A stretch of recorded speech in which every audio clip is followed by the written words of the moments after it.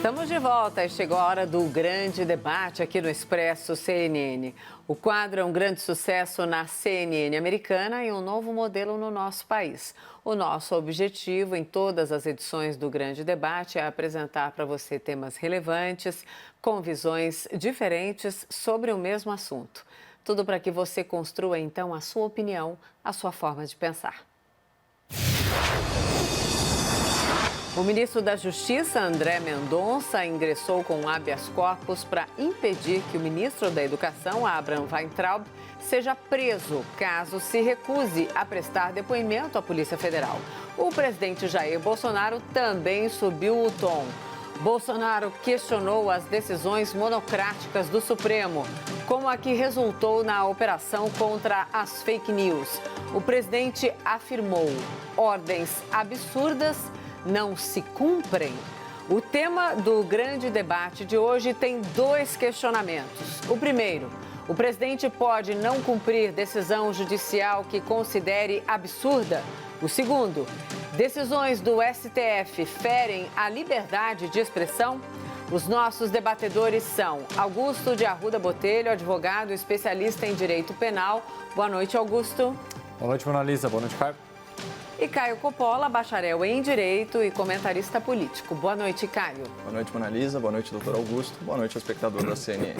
Então, hoje quem começa é você, Augusto. Suas primeiras considerações, por favor. Boa noite a todas e todos. Hoje eu vou começar o debate respondendo logo de cara a pergunta formulada. Pode o presidente não cumprir decisões judiciais que considere absurdo? Eu acredito que a resposta não pode só ser mais direta. Claro que não. O presidente não pode descumprir uma ordem judicial, eu não posso descumprir uma ordem judicial, o Caio não pode descumprir uma ordem judicial e você, telespectador, também não pode descumprir uma ordem. A lei é uma só, vale para todos. Ninguém, absolutamente ninguém, está acima da lei ou da Constituição. Nós podemos, e muitas vezes até devemos, não concordar com decisões judiciais. Podemos até considerá-las absurdas, mas cabe a nós, incluindo aí o presidente da República, em caso de discordância de uma decisão, fazer o óbvio, recorrer. Para vocês terem uma noção da gravidade que seria descumprir uma decisão do Supremo Tribunal Federal, isso não aconteceu nem durante o tempo em que o Brasil viveu sob um regime de exceção. Nem na ditadura militar se descumpriu uma ordem do Supremo. Há, inclusive, um episódio retratado de forma brilhante num livro que eu recomendo a todos sobre a história do STF, escrito pelo jornalista Felipe Reconto, que conta quando o Supremo decidiu, por unanimidade, colocar em liberdade o político cearense Miguel Arraes. Os militares, na época, tentaram contornar, de alguma forma, o cumprimento dessa decisão, mas, no final, a cumpriram.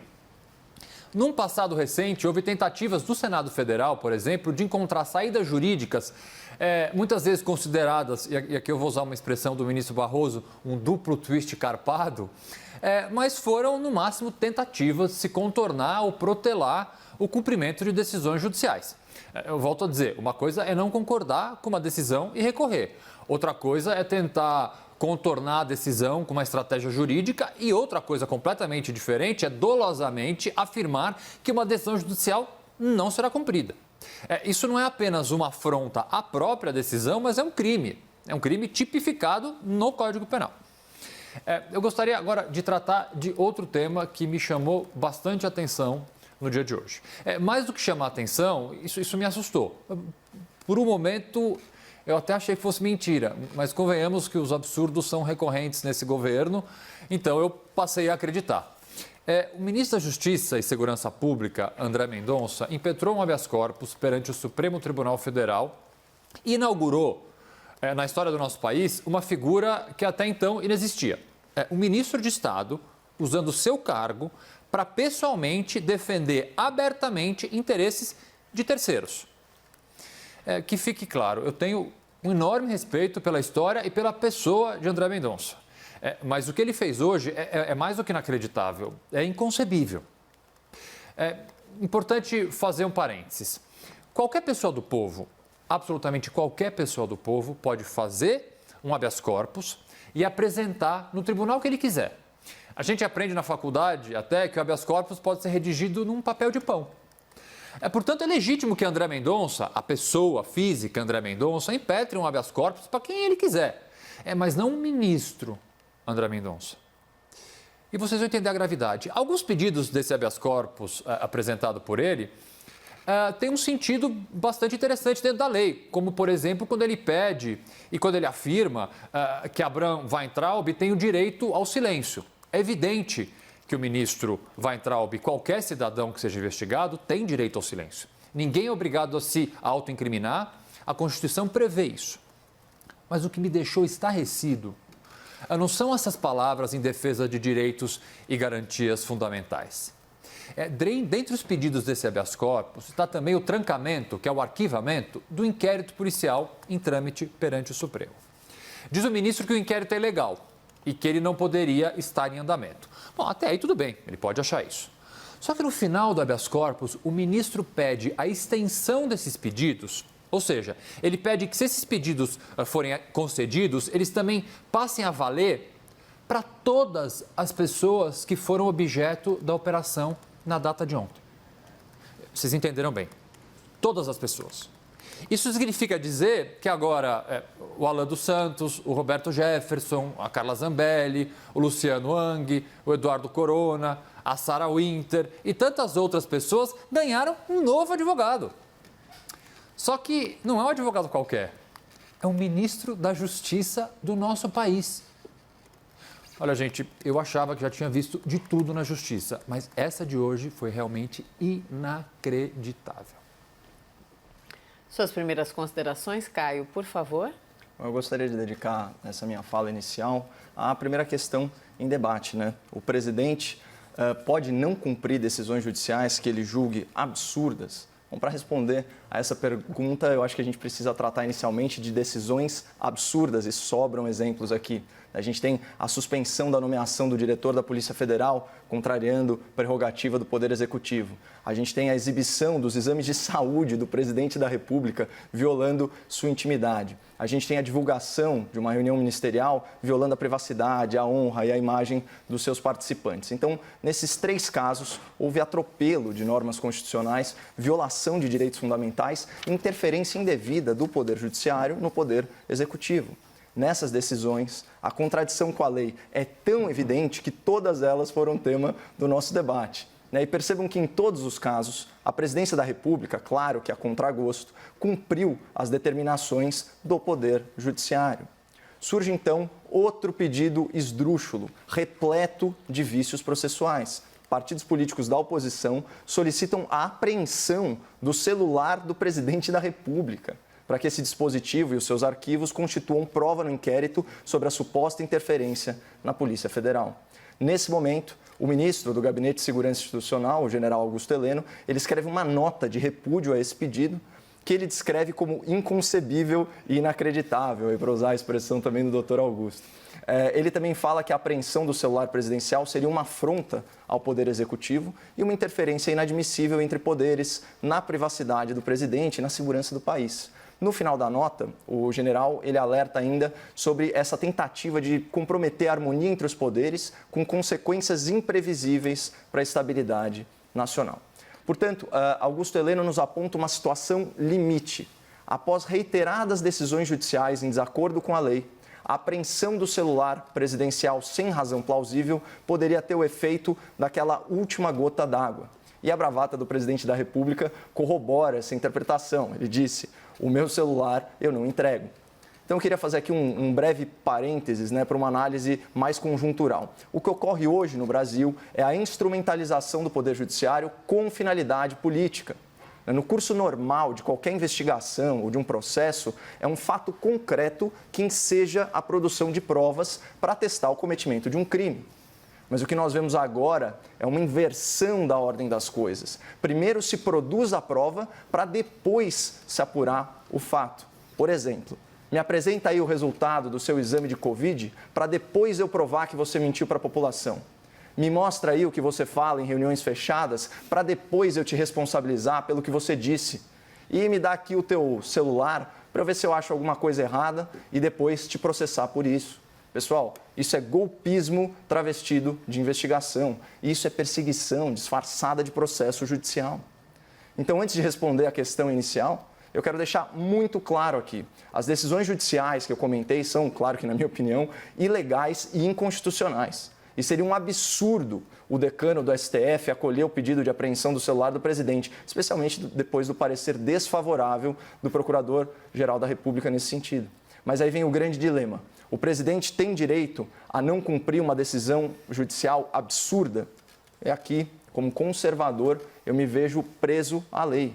Não existe justificativa legal para que um presidente da República descumpra uma ordem judicial, por mais injusta que ela seja. Vou concordar com o doutor Augusto. E eu entendo que essa é uma realidade que incomoda muito, porque ofende o nosso senso de justiça. Eu estou com vocês, essas decisões aí do STF ofendem muito o meu senso de justiça. E esse abuso de autoridade vai contra tudo o que eu acredito. Mas a justiça, embora seja um valor superior, ela depende de valores menores, como a segurança, que por sua vez decorre da ordem. Vamos olhar as palavras aí gravadas na nossa bandeira, ordem e progresso. Isso é, na verdade, a abreviação, do lema positivista do Augusto Comte. O amor por princípio e a ordem por base, o progresso por fim. O que a gente extrai disso? Sem a ordem, lá na base, que é a ordem? O respeito às leis e aos procedimentos de reforma das leis, atingir a justiça é impossível.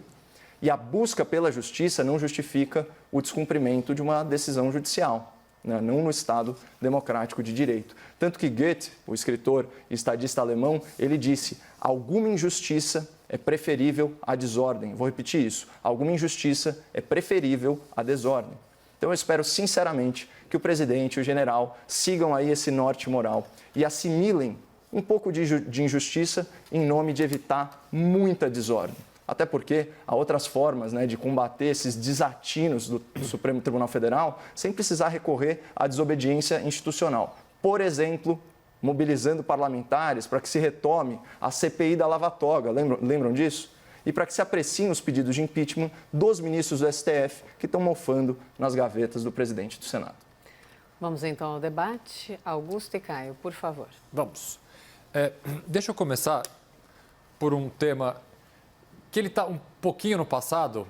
Na verdade, é que acontece tanta coisa nova a cada dia. O passado é essa semana ainda, então não está tão no passado. Mas que é a questão do celular do presidente, porque há pessoas que ainda afirmam, o Caio não fez isso, há pessoas que ainda afirmam que há um pedido oficial ou um pedido do Supremo Tribunal Federal para apreensão, seja de celular ou seja de qualquer outra coisa do presidente. Ainda essa fake news é impressionante. Quando ela grava e quando ela gruda, é difícil de soltar. Então, deixa eu explicar isso aqui. Partidos políticos, de fato, fizeram um pedido. Que papel aceita tudo. Você pode escrever o que você quiser e entrar no tribunal que você quiser com um pedido. Um dos pedidos desses partidos políticos era para, dentro da investigação, que seja apreendido o celular do presidente da República. O que o ministro Celso de Mello fez era a obrigação regimental dele fazer, que é encaminhar isso ao Ministério Público. Aí as notícias foram estampadas. Supremo pede o celular do presidente. Gente, para deixar isso bem claro, o Supremo nunca pediu, em momento algum, o celular do presidente. Simplesmente o ministro Celso de Mello encaminhou para o Ministério Público, que é o que realmente ele tem que fazer, para que o Ministério Público se manifeste e, obviamente, a manifestação foi no sentido contrário. Então, não há aí nenhum ato ilegal, nem do pedido. Os partidos políticos têm todo o direito de fazer o pedido que eles entendam necessários, muito menos da remessa deste pedido feita pelo Celso de Mello para o Ministério Público.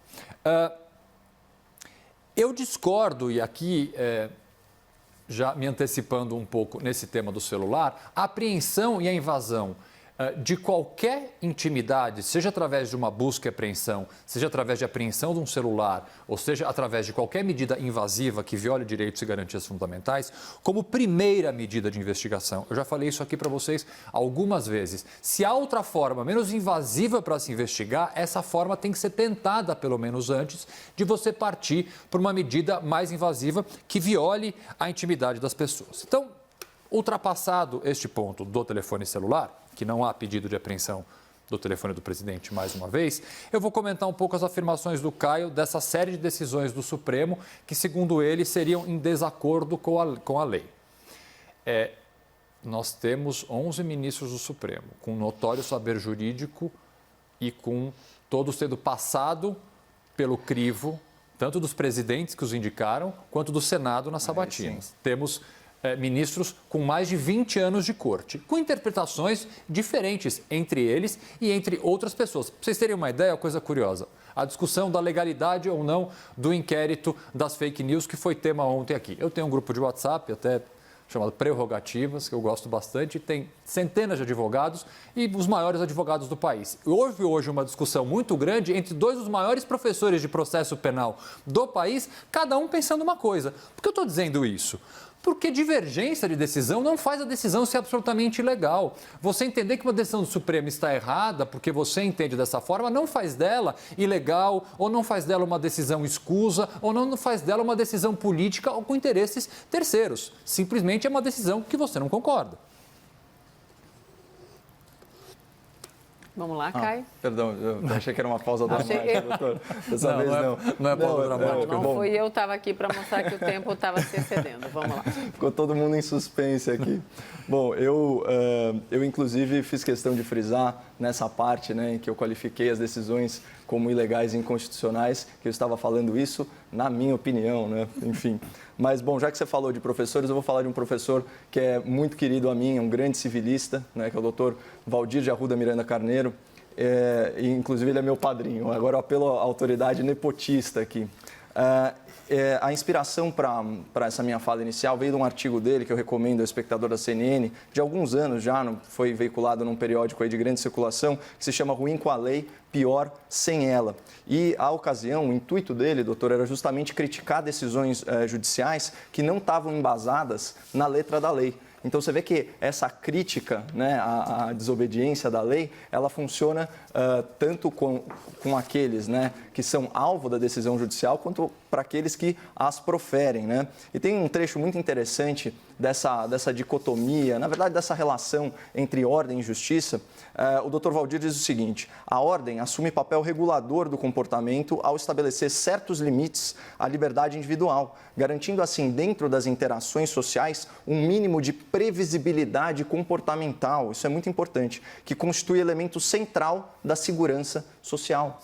Então, a gente não pode viver num estado de anomia em que as pessoas não respeitam a lei porque elas não concordam com elas. E aqui a gente está falando lei num sentido amplo, né? Vamos lembrar que a decisão judicial também é lei, né? No sentido de que é uma norma jurídica que deve ser obedecida. Né? E falando sobre busca pela justiça, o Dr. Valdir continua. Por isso, se quisermos encontrar justiça, é preciso que busquemos primeiro a ordem. O respeito à lei, mesmo que nem sempre implique justiça, é um ato de disciplina que distingue o homem preparado para viver em sociedade daquele que não está.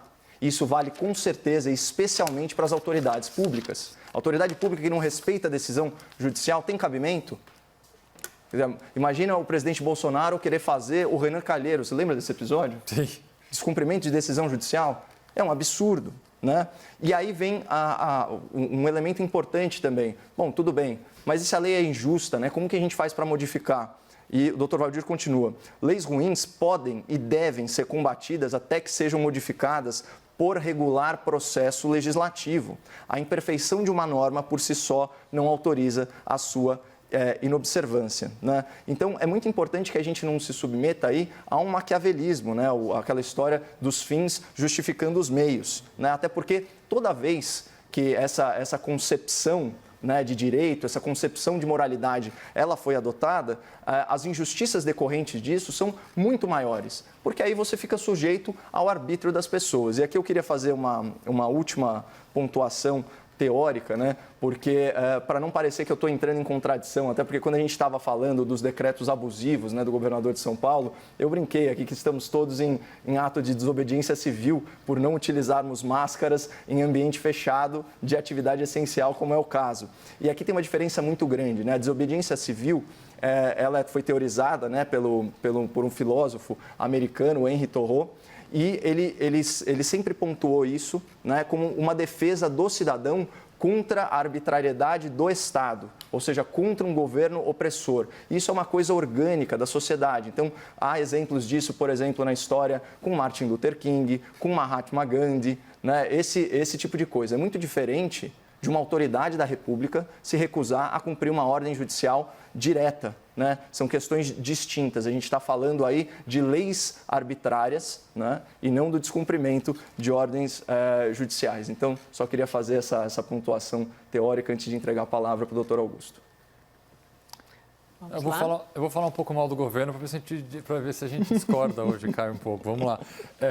O que eu acho mais grave ainda do que a afirmação do descumprimento de uma ordem judicial feita pelo presidente é que isso vem numa sequência de falas e atos que eu já repeti diversas vezes aqui, me preocupam muito. E o que hoje aconteceu? Veja bem, gente, os recados estão sendo dados hora após hora. Só não vê quem não quer a situação mais do que delicada institucionalmente que nós estamos vivendo. O Caio falou aqui, melhor desordem do que o não cumprimento. Desordem é o que eu ouvi hoje, por exemplo, em 2 lives do presidente da República e de familiares dele. Ontem, o Eduardo Bolsonaro falou a seguinte frase. Eu fiz questão de escrever ela ipsis literis para não cometer nenhum equívoco. Ele diz o seguinte: entendo essas pessoas que querem evitar este momento de caos, mas falando bem abertamente, e aí ele fala tipo Pelé, opinião do Eduardo Bolsonaro, não é mais uma questão de se, mas de quando isso vai ocorrer. Ele estava falando sobre uma ruptura institucional. Eu vou repetir a frase. Ele falou, não é mais uma questão de se, mas quando isso vai acontecer. E aí, no dia seguinte, o presidente Bolsonaro participa, agora, há poucos minutos, de uma outra live com o jurista Ives Gandra Martins, que, com o enorme respeito que tenho por ele, tem um posicionamento completamente isolado e equivocado do artigo 142 da Constituição Federal, que trata justamente de uma possibilidade de intervenção militar no nosso país. Então, após o filho do presidente falar essa fala, que não é uma fala, é uma ameaça. É uma ameaça direta às instituições. O presidente participa de uma live com um jurista onde vão se discutir a possibilidade de intervenção militar constitucional, como se isso existisse no país. Então vocês veem a escalada extremamente perigosa que nós estamos tendo nos últimos dias. Então não é apenas o descumprimento de uma ordem judicial que eu entenda ser absurda, nas palavras do presidente, ele até usou um palavrão na hora de falar isso. É mais do que isso, eu não vou cumprir a ordem, meu filho fala que vai haver uma ruptura institucional, com certeza, só não se sabe quando, e nesse mesmo dia eu participo de uma entrevista com um jurista que vai tratar de um tema que é a intervenção militar constitucional. Eu acho que nenhum momento da história de qualquer país do mundo uma eventual ruptura democrática foi tão avisada. Diariamente nós observamos falas e atos do governo federal. Volto a dizer, neste momento, o descumprimento de uma ordem do Supremo, não que não seja gravíssimo, é o menor dos meus problemas. Porque olhando isso num contexto, o problema é muito maior. E eu ainda tenho muita dificuldade em entender como pessoas ainda conseguem justificar uma normalidade. Com o devido respeito a Davi Alcolumbre, uma manifestação dele hoje, o presidente com essas falas está aumentando a crise. Aumentando a crise? Isso é quase um aviso de golpe. Por favor. Bom, eu já classifiquei um outro lado dessa história, que é o golpismo travestido de investigação policial, né? Eu acho que o meu primeiro comentário ele foi rico aí em exemplos nesse sentido. Só para deixar claro aí qual que é a frase que eu citei, e obviamente não é minha, é uma frase muito provocativa do Goethe, ele diz o seguinte: alguma injustiça é preferível à desordem. né? E por mais perturbador que seja, isso é assim, bota a gente, aquelas frases que colocam a gente para pensar, eu tendo a concordar com isso. Então, nesse sentido, não é arbitrariedade em relação a um exame de Covid ou mesmo a apreensão de um celular ou alguma busca e apreensão com abuso de autoridade entre os seus apoiadores e correligionários que motivaria uma ruptura institucional. Agora, eu também aqui já defendi publicamente, né, a legalidade, embora eu não concorde com a medida, a legalidade da intervenção prevista no artigo 142 da Constituição Federal. Até porque a Constituição é muito clara, né? As Forças Armadas, sob a autoridade do Presidente da República, elas se destinam sim, né, à manutenção dos poderes constitucionais e também da garantia da lei e da ordem. Então, claro, aí existe uma interpretação que pode ser mais elástica ou menos elástica, mas quando você tem, né, um poder da República repetidamente, né, praticando ingerência em outro poder, você tem sim uma situação de crise. E a gente vê que quando eles julgam conveniente, os ministros do Supremo Tribunal Federal, eles estão se arvorando em poderes do Executivo. E isso é muito diferente, por exemplo, de você usar brechas legais, como é o caso do Parlamento Brasileiro, né, principalmente sob liderança do senhor Rodrigo Maia, presidente da Câmara Federal. Então, o que ele tenta instaurar? Aquele parlamentarismo branco, no qual ele é o primeiro-ministro imaginário. Então, por manobras, né, então isso da lei de diretrizes orçamentárias, pela mudança de rubricas, o que ele fez? Ele trouxe, num determinado momento, né, algumas faculdades que pertencem ao Poder Executivo para o Congresso Nacional. Então, do que eu estou falando? Estou falando da atribuição daquelas rubricas do Relator Geral do Orçamento, né, as rubricas bilionárias. Então, ele tira a verba discricionária, capacidade de investimento do Poder Executivo e passa isso para a mão de um relator, de um parlamentar que está aí sob a sua batuta. Isso é uma forma, sim, de ingerência de um poder no outro, mas aí, pelo menos, é dentro de uma legalidade. Você vai questionar o método, a moralidade, a forma como essas leis foram aprovadas. Você pode fazer o questionamento jurídico disso. E aqui a gente retoma aquela frase lá do Rui Barbosa, né, que tem sido repetida a exaustão. A pior ditadura é do Poder Judiciário, porque contra ela não há quem recorrer. Então, contra os abusos do presidente da Câmara, se achar que isso está ferindo a harmonia entre os poderes, se a gente acha que isso não é prerrogativa do Congresso, você ainda consegue recorrer ao Poder Judiciário. Mas o que você faz quando o Poder Judiciário está repetidamente abusando da sua autoridade? Né? A parte do debate que a gente vai destinar a tratar aí desse assunto, que você falou na sua fala inicial, doutor, sobre o ministro Abraham Weintraub, é um exemplo disso, né? Você tem um inquérito que nasce com vício de origem, né, que desrespeita procedimentos e elementos básicos, né, do processo penal. Você tem o STF como vítima, como investigador, né, como acusador e como juiz. Você não tem uma distribuição por sorteio do processo. Muita gente alega que isso extrapola muita competência. Você mesmo reconheceu que é um absurdo os investigados não terem acesso aos autos. Ninguém sabe do que está sendo acusado, até porque fake news, né, é um anglicismo, né, não está tipificado no nosso ordenamento jurídico.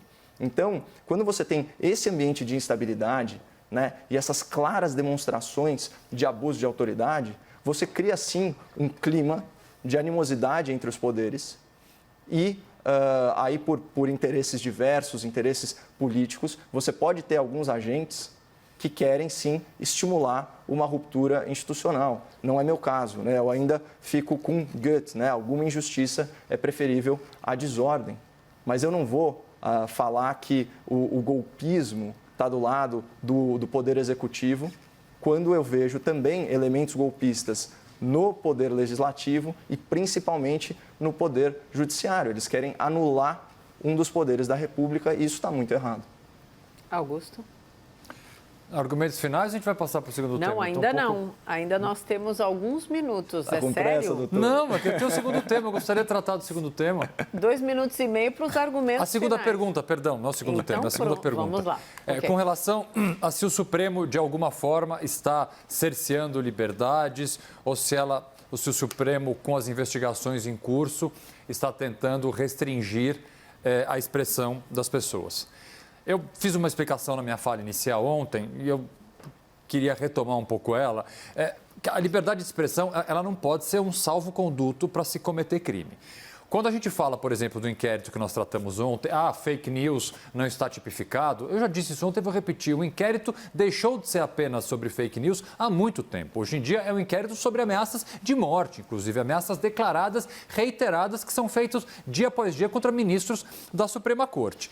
O inquérito específico onde esse habeas corpus foi impetrado pelo ministro da Justiça, gente, eu volto a dizer, assim, isso olha, inacreditável, volto a dizer, com imenso respeito a André Mendonça, ele poderia até ter feito um habeas corpus sem assinar como ministro da Justiça, mas o título, o cabeçalho ali é André Mendonça, ministro da... Assim, é inacreditável que isso tenha acontecido. Mas esse habeas corpus trata especificamente deste inquérito onde é investigada a fala de Weintraub na reunião do dia 22. Fala aquela que todos nós, a exaustão, já ouvimos, que esses vagabundos do Supremo deveriam estar presos. Não é o único inquérito sobre falas, no mínimo, polêmicas do ministro. Ele responde a um outro inquérito policial, inquérito esse por racismo, quando ele faz eu não vou nem chamar piada, porque obviamente isso não é piada.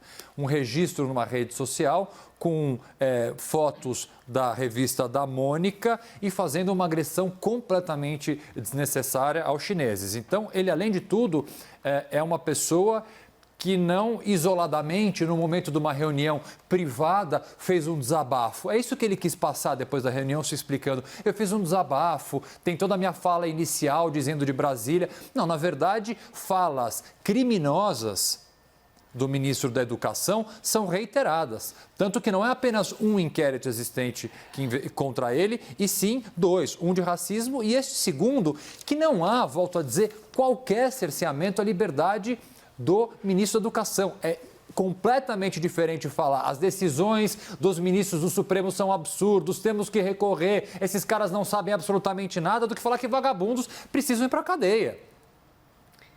Agora, portanto, é mais do que extrapolar a liberdade de expressão. Desculpe, interrompi sem querer. Agora os argumentos finais, vamos lá, Caio? Eu vou dar a voz aqui ao contexto, mais uma vez, da fala do ministro da Educação. Faço questão. Eu tinha uma visão extremamente negativa de Brasília. Brasília é muito pior do que eu podia imaginar. As pessoas aqui perdem a percepção, perdem a empatia, a relação com o povo, se sentem inexpugnáveis. Eu, por mim, botava esses vagabundos todos na cadeia, começando no STF. De novo, vou repetir isso, foi falado numa reunião privada, que só foi tornada pública por interesse político. Vamos lembrar, né? O inquérito que ensejou isso dizia respeito à suposta interferência do presidente da República na Polícia Federal. O que essa fala tem a ver com isso? O que a fala do ministro Paulo Guedes tem a ver com isso?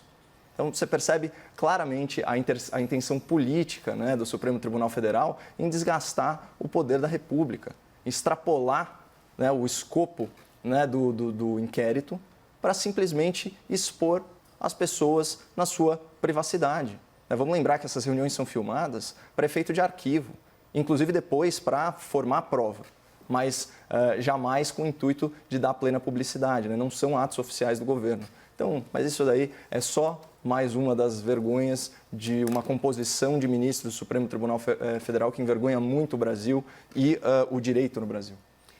Augusto, seus argumentos finais, por favor. Eu vou falar sobre um tema, peço desculpas, que não é o tema do debate de hoje, mas a gente está já quase chegando ao final da semana e é inevitável falar que nós estamos há 12 dias sem o ministro da Saúde. Hoje tivemos um novo recorde de mortes. Nós estamos ultrapassando muitos países no número de mortes e no número de infectados. E eu não ouço há dias uma palavra do presidente da República sobre esse tema. É como se isso não existisse no país. É como se a pandemia já tivesse acabado.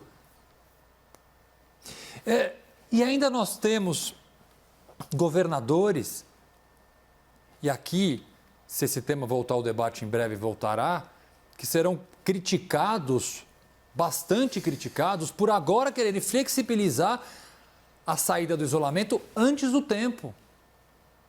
Nós temos um aumento no número de contágio em várias cidades do país. E este tema parece que foi esquecido. Obrigada, Augusto. Boa noite, até amanhã. E obrigada, Caio. Boa noite, até amanhã. Boa noite.